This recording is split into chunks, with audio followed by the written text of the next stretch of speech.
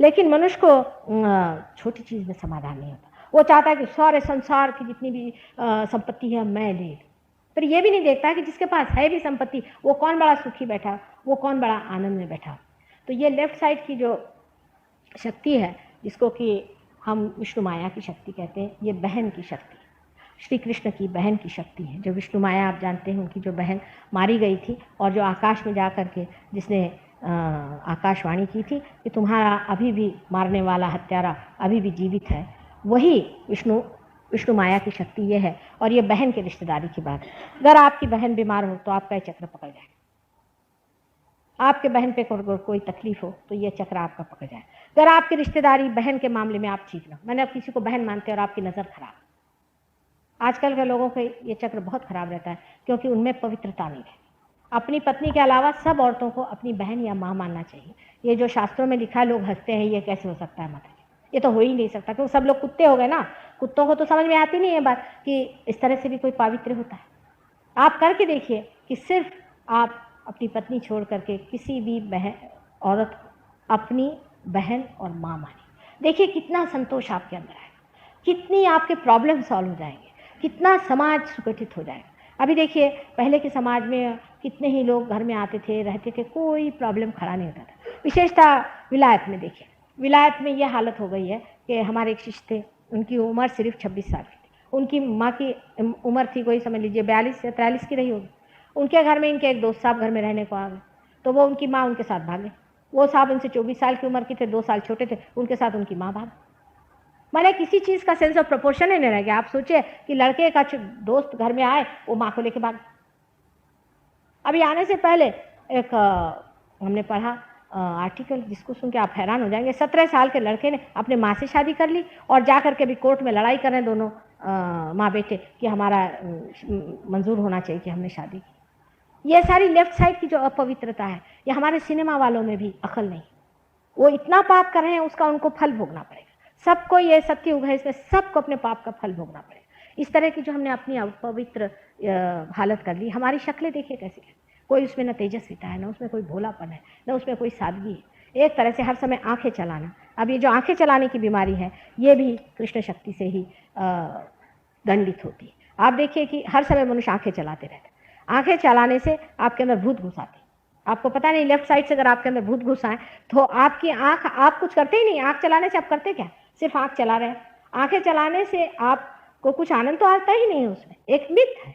उस मिथ में आप घूम रहे हैं, आंखें इधर से उधर चल रही हैं, इसको देख रही, उसको देख रही, उसको देख रही, और आपका जो विशुद्धि चक्र है लेफ्ट साइड में पकड़ा जा रहा है। और इस लेफ्ट साइड को पकड़ने से आपके अंदर गिल्ट बनता जाएगा। हर समय आप कभी भी सुखी नहीं रह सकते। आदमी को इसीलिए पहले हमारे ज़माने में जब हम लोग छोटे थे तो हमारे पिता माता कहते थे कि आंख अपनी ज़मीन पे रख के हमेशा चलना चाहिए।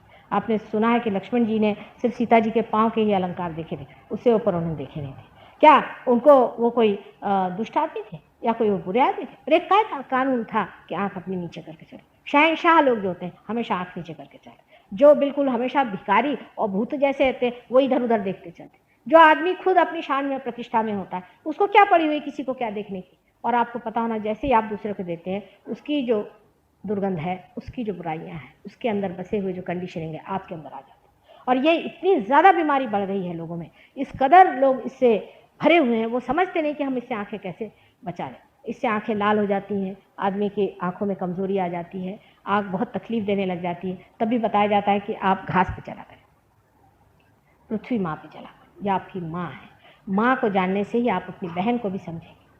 जब तक आप अपनी माँ ही को नहीं जानिएगा तो बहन को नहीं समझ सकते। लेकिन वास्तविकता यह है कि आप अपनी आँख नीचे नतमस्तक होकर के रखें और रास्ते में चलते वक्त या किसी की भी और पूरी दृष्टि से नहीं देखना चाहिए। ये पाप है और गुरुओं ने भी इसे बताया, दाउ शैल्ट नॉट कमिट एडल्ट्री।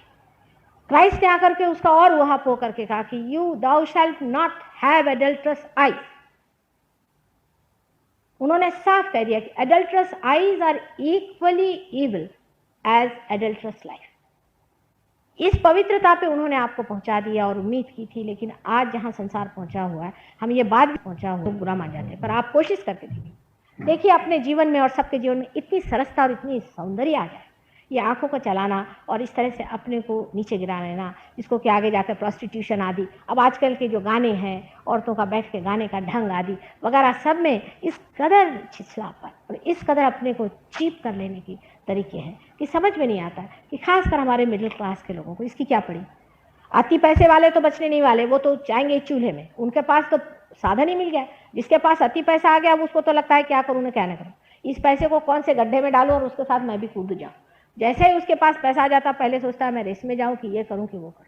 आज इसलिए मैं पाप पुण्य की चर्चा कर रही हूँ क्योंकि गुरु की बात हो रही है। पाप पुण्य का विचार आपको इस विशुद्धि चक्र पे आता है। पाप और पुण्य क्या है? अगर आपको पाप और पुण्य का विचार विशुद्धि चक्र तक नहीं आया तो आप काम से गए, आपकी कुंडलिनी जागरूक नहीं हुई।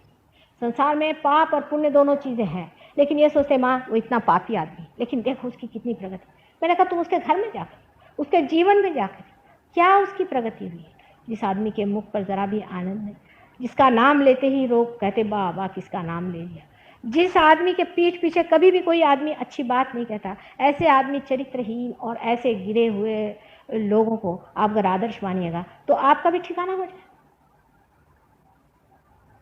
हमारे सहयोग में आप जब पार हो जाइएगा तो अपने आप से आपके अंदर शक्ति आ जाएगी।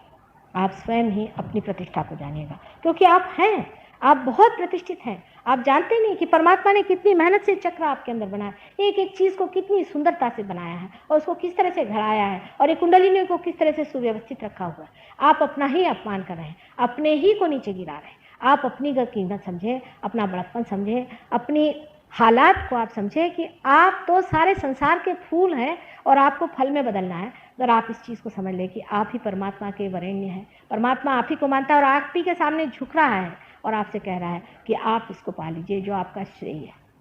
श्रेय को पहचानना भी मनुष्य की सुबुद्धि से होता है।